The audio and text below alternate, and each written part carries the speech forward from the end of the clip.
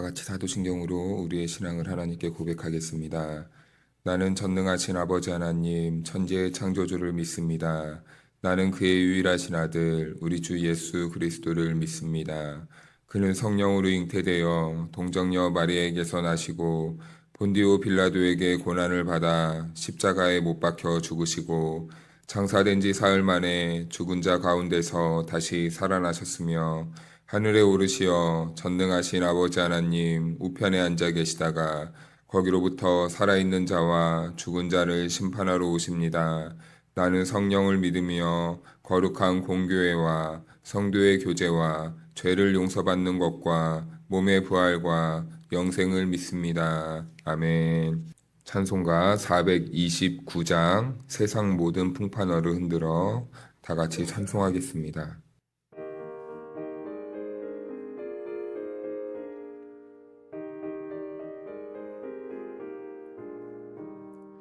세상 모든 풍파 너를 흔들어 약한 마음 낙심하게 될 때에 내려주신 복을 세어보아라.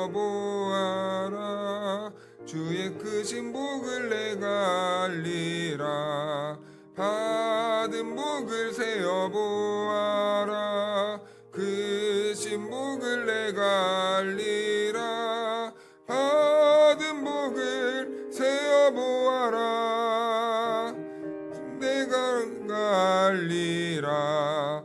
세상 근심 걱정 너를 누르고 십자가를 등에 지고 나갈 때 주가 내게 주신 복을 세어라. 두려움 없이 항상 찬송하리라. 받은 복을 세어보아라. 크신 복을 내가 알리라. 받은 복을 세어보아라. 주의 크신 복을 내가 알리라. 세상 권세 너의 앞길 막을 때 주만 믿고 낙심하지 말아라. 천사들이 너를 보호하리니 염려 없이 앞만 보고 나가라. 받은 복을 세어보아라. 크신 복을 내가 알리라. 받은 복을 세어보아라. 주의 크신 복을 내가 알리라. 오늘 이 새벽 우리에게 주신 하나님의 말씀은 열왕기상 21장 17절에서 25절 말씀까지입니다. 여호와의 말씀이 디셉 사람 엘리야에게 임하여 이르시되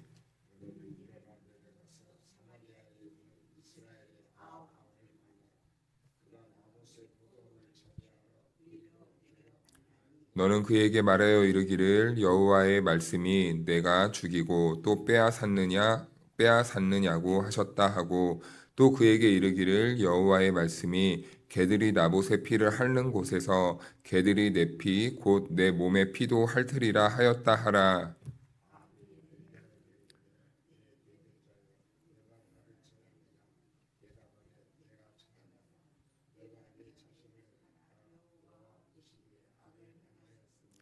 여호와의 말씀이 내가 재앙을 내게 내려 너를 쓸어버리되 내게 속한 남자는 이스라엘 가운데에 매인자나 노인자를 다 멸할 것이요.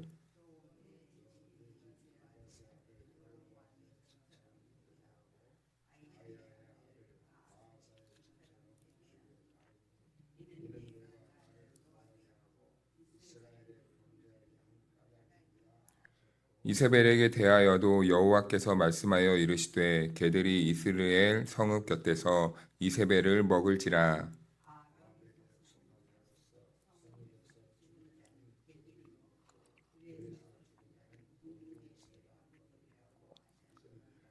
같이 읽겠습니다. 예로부터 아합과 같이 그 자신을 팔아 여호와 앞에서 악을 행한 자가 없음은 그를 그의 아내 이세벨이 충동하였음이라. 아멘. 할렐루야.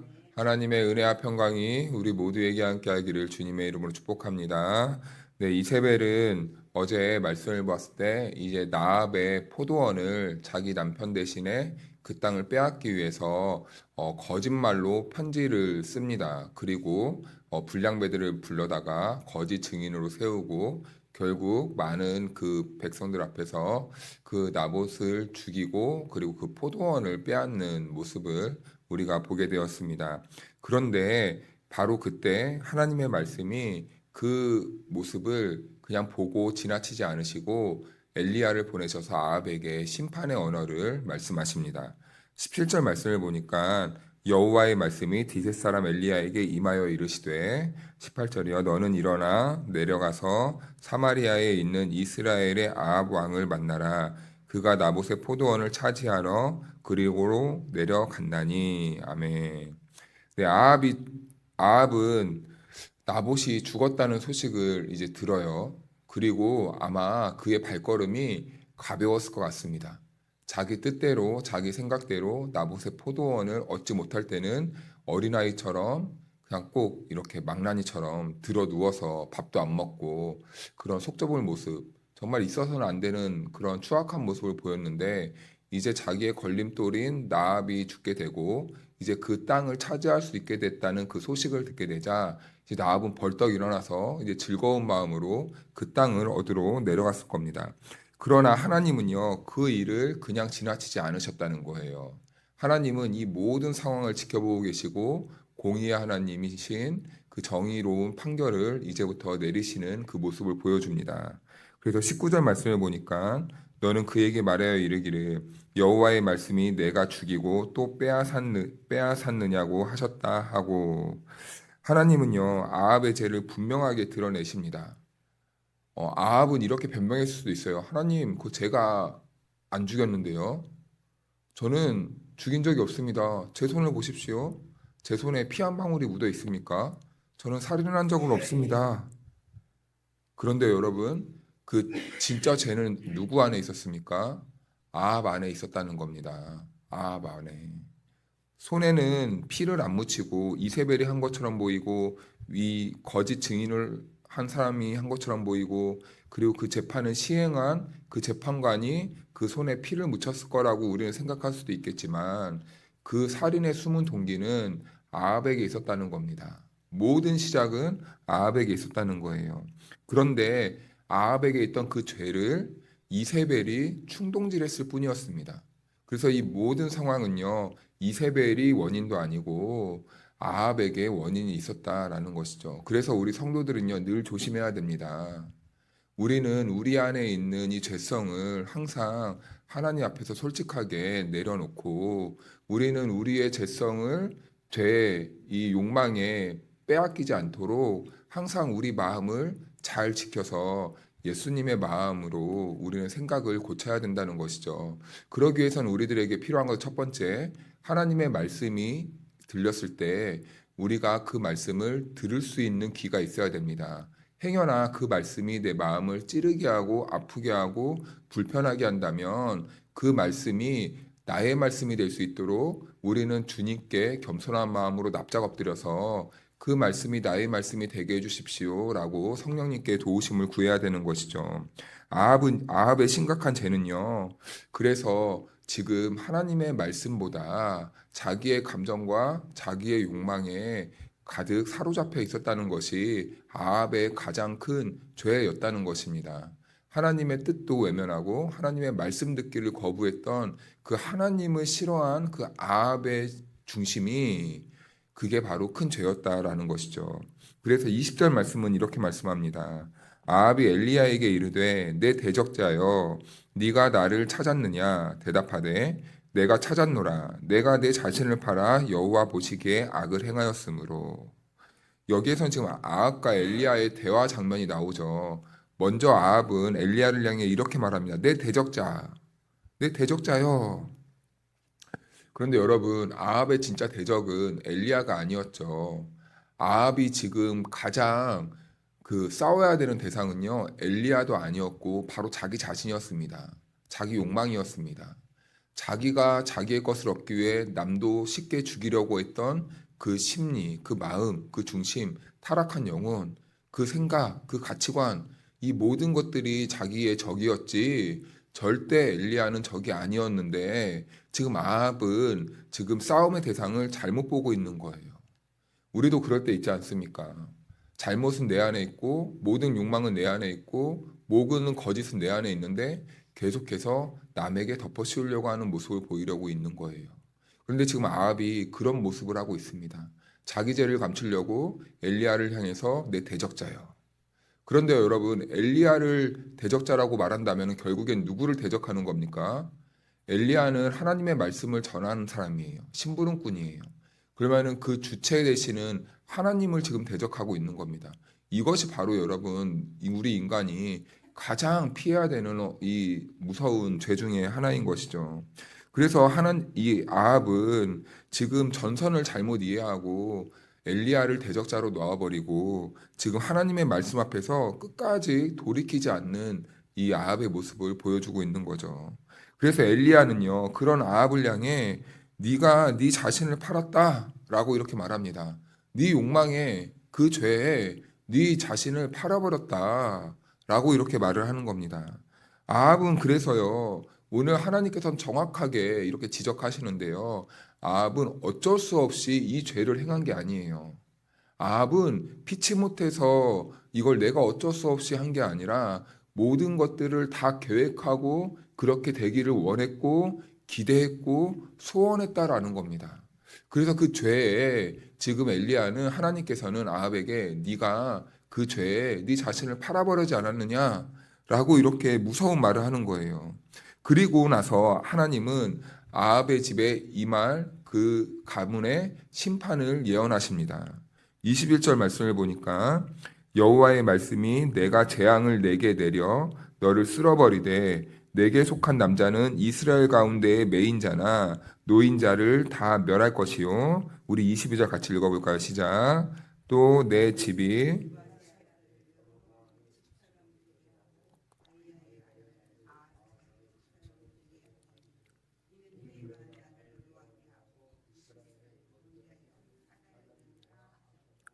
아멘. 아합의 죄는요, 개인의 탐욕으로 끝나지 않는다는 게 문제가 있습니다. 이 한 사람의 죄는요, 이 전염성이 있고, 그리고 방향성을 제시하기 때문에 특히 이 왕의 자리에 있는 이 아합은 자기의 발걸음 하나가 얼마나 이 책임감 있는 자리인지를 모르고 있는 거예요. 그냥 자기의 탐욕대로 어린아이와 같이 철부지 같이 그냥 얻고 싶은 거를 얻어야 되는 그 삶의 태도가 하나님을 무시했던 그 모습이 결국엔 이스라엘 전체를 죄악으로 빠뜨리게 하고 그 이스라엘 전체를 잘못된 길로 인도하게 되는 이런 모습을 보이고 있는 거죠. 그러면서 하나님은요, 이세벨에 대해서도 정확하게 심판하시는데 23절, 24절 한 절씩 교독하겠습니다. 이세벨에게 대하여도 여호와께서 말씀하여 이르시되 개들이 이스라엘 성읍 곁에서 이세벨을 먹을지라.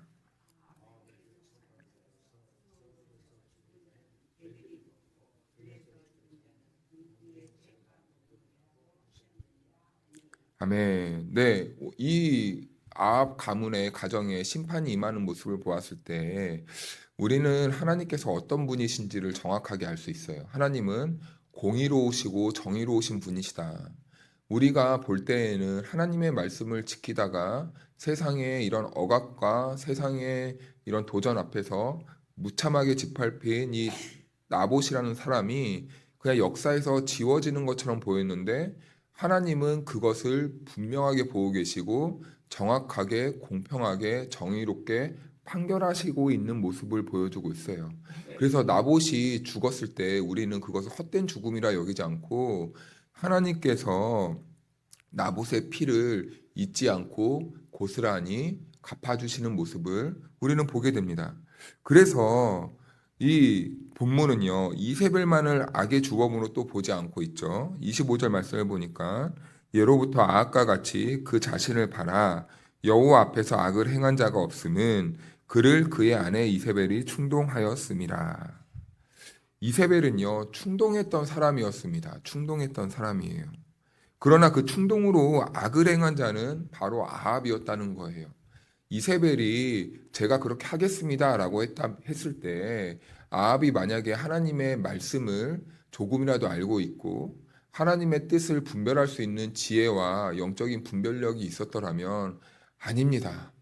제가 지금 마음이 이렇게 힘들어도 제가 어떻게 좀 이 시간을 지나고 나면은 어떻게 좀 제가 괜찮아지겠죠. 적어도 이렇게 말했다면 얼마나 좋았을까요? 그런데 그 충동의 말을 들었을 때요, 가만히 있는 거예요. 여러분, 이게 더 나쁩니다. 이게 더 나빠요. 행동하는 사람이 나쁠 수도 있다고 생각하는데 그 행동을 보고도 슬쩍 눈 감아주는 것. 이것이 여러분 더 나쁩니다. 더 나빠요. 그래서 하나님께서는요, 이 아합의 죄를요, 정확하게 꾸짖는 것이죠. 그래서요, 우리도 죄를 지을 때요, 때때로 하나님, 제가 이 환경에 있지 않았다면 제가 이렇게 행동하지 않았을 것 같습니다. 하나님, 저 어쩔 수 없이 이렇게 했어요. 저는요, 이렇게 하고 싶지 않았는데요, 주변 사람들이 하도 권하니까 이렇게 할 수밖에 없었습니다. 여러분, 그래서요, 우리의 죄는요, 하나님이 우리의 죄를 보실 때 어떤 환경이나 상황을 보지 않고 우리 안에 동기를 보신다는 겁니다, 동기. 우리 안에 욕망을 먼저 보게 하고 있어요. 내 안의 욕망이 하나님의 말씀보다 더 커질 때, 이것이 바로 죄가 된다라는 겁니다. 그래서 놀랍게도 아합은요, 엘리야의 말을 듣고 반응해요. 27절 말씀을 보면요. 아합이 이 모든 말씀을 들을 때에 그의 옷을 찢고 굵은 배로 몸을 동이고 금식하고 굵은 배에 누이며 또 풀이 죽어 다니더라. 아합은요. 또 엘리야가 이렇게 말하니까요. 또 풀이 죽었대요.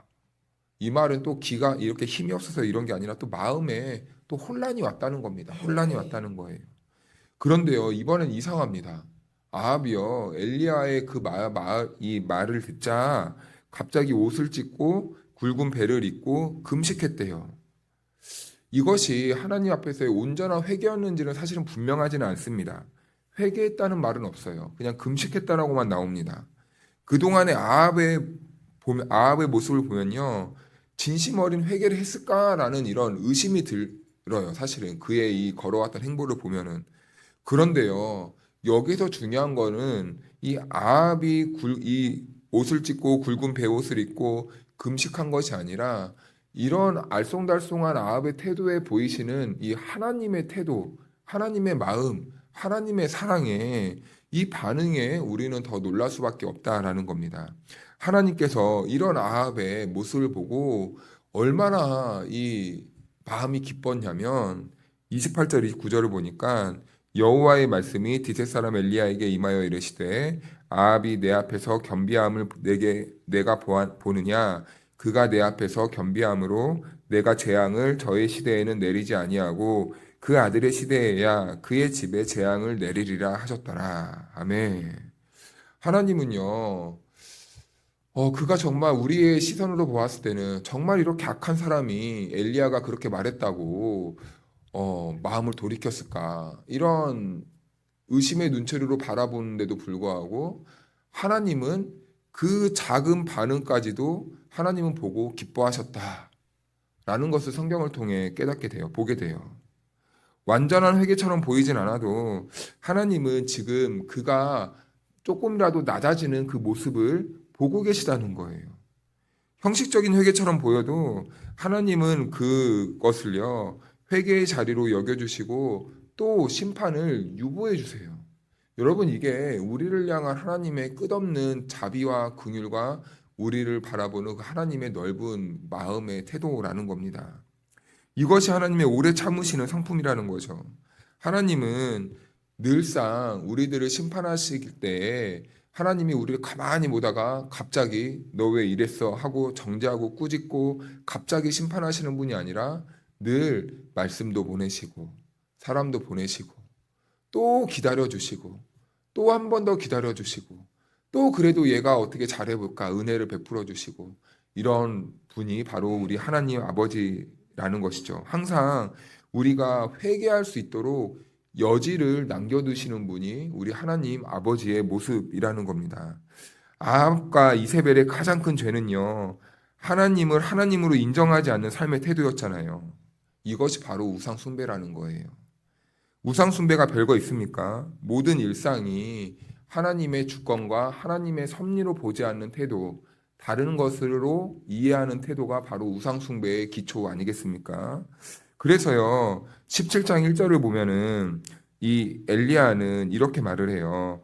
길르앗에 우거하는 자 중에 디벳 사람 엘리야가 아합에게 말하되 내가 섬기는 이스라엘의 하나님 여호와께서 살아계심을 두고 맹세하노니 내 말이 없으면 수년 동안 비도 이슬도 있지 아니하리라 하니라. 아멘. 사람들은 비가 오고 안 오고를 자연재해로만, 자연적인 현상으로만 생각할 수 있습니다. 그런데 엘리야는요, 비가 오고 안 오고를요, 하나님의 주권이고 하나님의 섭리로 인정하고 이해했다라는 겁니다. 사람들은 자연스러운 현상으로 이해하고 생각했지만 엘리야는 우리의 일상에서 벌어지는 소소하고 작은 모든 일도 하나님의 섭리 안에 있고 하나님의 은혜 가운데 있다라는 것을 그는 믿고 알고 그렇게 인정하며 삶을 살았다는 거예요. 여러분, 우리도 밥을 먹고 그리고 우리가 하루의 시간 속에서 일도 하고 그리고 하루를 살아가는 모든 일상에서 벌어지는 일들을요, 우리는 때로는 당연하게 여길 때가 있습니다. 그런데요, 세상 사람들은 그럴 수 있지, 자연적인 현상이지, 이렇게 생각하고 말을 할 수도 있겠지만, 우리 믿는 사람들은요, 세상이 그럴지라도 그러한 태도를 보이면 안 돼요.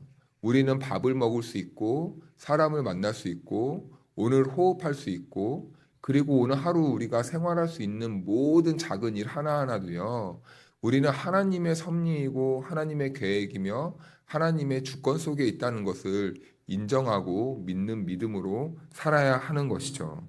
그런데 일상의 은혜를 당연하게 인식할 때 우리는 일상 속 그 무감각한 하나님의 영적인 관계 속에서 우상 숭배로 이어지게 될 수도 있다라는 것입니다. 그러므로 사랑하는 여러분, 하나님은요, 오늘도 우리들에게 그 무한한 자비와 끝없는 사랑하심으로 우리들을 오늘이라는 시간 속에서 자비를 베풀어 주시고 또 여지를 주셔서 오늘도 하나님의 뜻 안으로 우리를 부르셨습니다.